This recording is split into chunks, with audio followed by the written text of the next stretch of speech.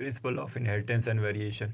तो इंट्रोडक्शन देखते हैं। Genetics deals with inheritance and variation और कैरेक्टर का जो है इनहेरिटेंस कैसे होता है एंड उसमें क्या वेरिएशन आए, इससे जेनेटिक्स डील करता है।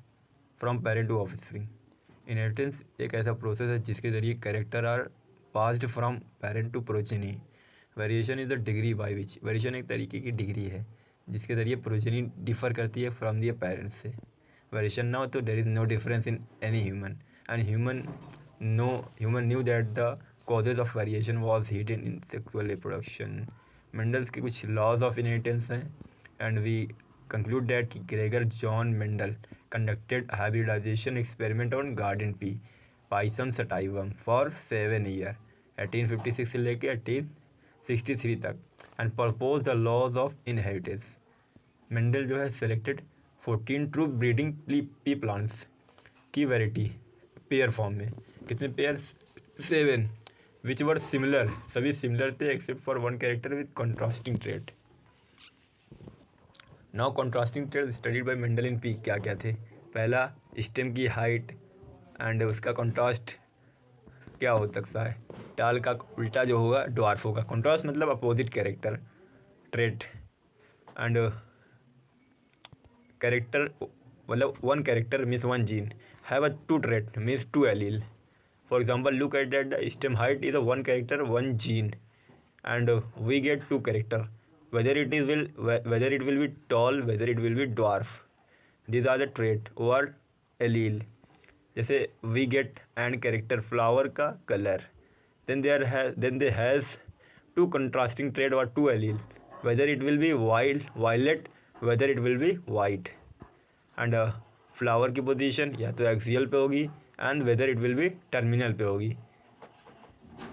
These are contrasting trait, opposite trait.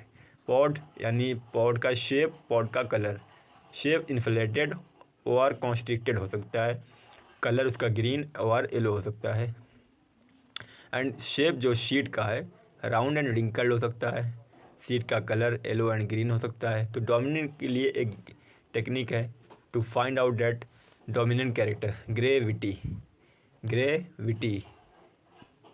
These are the look at the green pod are round gray, a for axial gray, v where is v, violet gray, v I inflated, t for gravity, t for tall, gravity, y for yellow, means these 7 characters are dominant over the other remains recessive which will not present or comes in F1 generation। We call them recessive। Inheritance एक gene का देखते हैं। Mendel found that F1 always resembled either of the parent, but in F2 predicted by Selsing F1 both traits appear 3/4 showed that the dominant trait and 1/4 the recessive, means 3 dominant आए, 4 चारों में से, और उनमें से एक रिसेसिव आ गया F2 मतलब सेल्फिंग करवाने पे। तो जब उसने इनहेरिटेंस ऑफ वन जीन देखा, बहुत traits were identical to their parental type and did not show any blending, that is none were of intermediate type. Mendel got similar result for all traits, सभी traits के लिए उसे similar result मिले। तो determine the genotype of dominant trait of F2 Mendel performed test cross, मतलब अलग अलग तरीके के जानने के लिए उसने टेस्ट क्रॉस किया। Test cross means 2 die hybrid लिया, उसमें मोनो हाइब्रिड में तो उसने एक ही के बारे में किया, tall dwarf white axial terminal, but जो डाई हाइब्रिड था उसमें 4 कैरेक्टर थे, टॉल ड्वार्फ वाइट का कॉन्ट्रास्ट किया। Based on monohybrid cross Mendel propose 2 general rules. पहला कि डोमिनेंस का लॉ जो कि फेल हो गया था, उसके बाद सेग्रीगेशन का लॉ उसने बताया जो कि परफेक्टली आज भी सही माना जाता है। मीन्स अगर मियोसिस आप पढ़ेंगे उसमें आप देखेंगे कि देयर इज स्टेज और उस स्टेज में जैसे कि प्रोफेज के फर्स्ट में पैचिटिन में रिकम्बिनेंट बनता है, क्रॉसिंग ओवर होती है, तो वहीं पे सेपरेशन हो जाता है क्रोमोसोम का, जीन का। तो यही लॉ उसको डिफाइन करता है, लॉ ऑफ सेग्रीगेशन। एंड इसका भी एक्सेप्शन बहुत पड़ा हुआ है डोमिनेंस लॉ का, इनकम्प्लीट डोमिनेंस, जैसे ड्रोसोफिला में हमको मिला। F1 did not resemble either at the parent and was in between the two. Seen in dog flower, snapdragon and Tyrannus species. Dog flower जो था उसमें हमको ऐसे दिखा कि इनकम्प्लीट डोमिनेंस। इनकम्प्लीट का मतलब कि कुछ नया आ जाना, 1:2:1। ये मतलब फिनोटाइपिक हमको दिखा, कुछ नया ही कैरेक्टर दिख गया। क्या दिखा था कि इन दिस केस आर के पास रेड फ्लावर थे एंड स्मॉल आर के पास वाइट फ्लावर थे, लेकिन जो आर आया वो पिंक निकला। रेड और वाइट के बीच में क्रॉस कराया तो पिंक कलर का हमको ये मिला, जो कि इनकम्प्लीट डोमिनेंस को बताता है।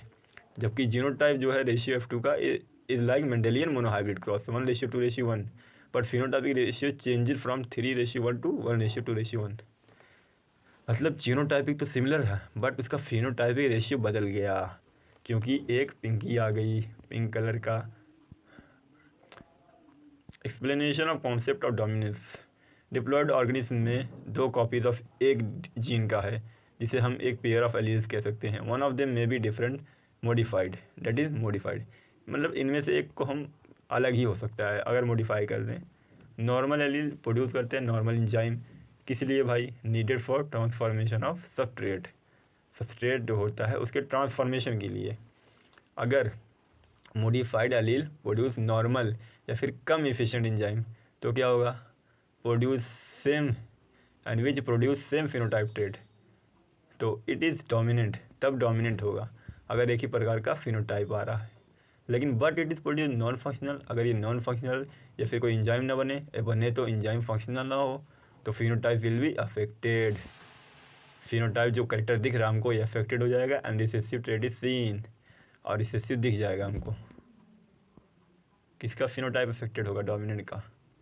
फैक्टर या gene are the unit of inheritance, they contain information required to express a particular trait in an organism. British geneticist R.C. Punnett developed a graphical representation called Punnett square to calculate possibility of all possible genotype of offspring in a genetic cross. Codominance क्या होता है? F1 resemblance both parents, पहला तो ये हो गया। जैसे example है ये कोडोमिनेंस का कि जो F1 प्रोजेनी थी वो रिजेम्बल्स करती थी बोथ पेरेंट्स से, दोनों से मिलती थी। ये कोडोमिनेंस का एग्जाम्पल है। जैसे आया था एक कैपिटल आर स्मॉल आर जो रिकम्बिनेंट थी, खिचड़ी बीज की थी, उसको छोड़ के कैपिटल आर एंड मतलब मोस्टली ये लोग पेरेंट्स से मिलते थे, जो खिचड़ी रिकम्बिनेंट बनी थी एंड पेरेंटल सिमिलर थी कुछ। दूसरा एग्जांपल है इसका, ABO blood group in human being is controlled by gene I, जिसके पास होता है 3 एलील AB एंड IO। तो IA जो है produce slightly different form of sugar, I does not produce any sugar. उसके बाद थर्ड पॉइंट है कि IA and IB are completely dominant over I, मतलब small I, but when IA and IB are present together they express their own sugar because of codominance since RBC have both sugars. There are 6 genotype and 4 phenotype in human ABO blood grouping. 134 pleiotropic आती है, एक single gene जो है कई मतलब exhibit करती है, multiple character को रिप्रेजेंट करने की काबिलियत रखती है। तो ये इफेक्ट जो है जीन का मेटाबॉलिक पाथवे पर, जिसकी वजह से क्या होता है, विच कंट्रीब्यूट टुवर्ड्स डिफरेंट फिनोटाइप। तो इसका जो ये असर होता है कि कुछ नए नए कैरेक्टर निकल आते हैं, जैसे कि फिनाइलकेटोल्यूरिया में एक सिंगल जीन जो है चेंज हो जाए तो मेंटल रिटार्डेशन हो सकती है, सिंगल जीन खाली। Reduction in hair and skin pigmentation, बाल का झड़ना और स्किन की पिगमेंट ख़त्म हो जाएगी। Star synthesis gene in P plant में हम देखते हैं स्टार्च की सिंथेसिस। शीट का शेप डोमिनेंस है, साइज ऑफ स्टार्च ग्रेन मोटी है। तो ये प्लियोट्रॉपिक एग्जांपल है, 2 कॉन्ट्रास्टिंग कैरेक्टर, इनकम्प्लीट डोमिनेंस का एग्जांपल है ये।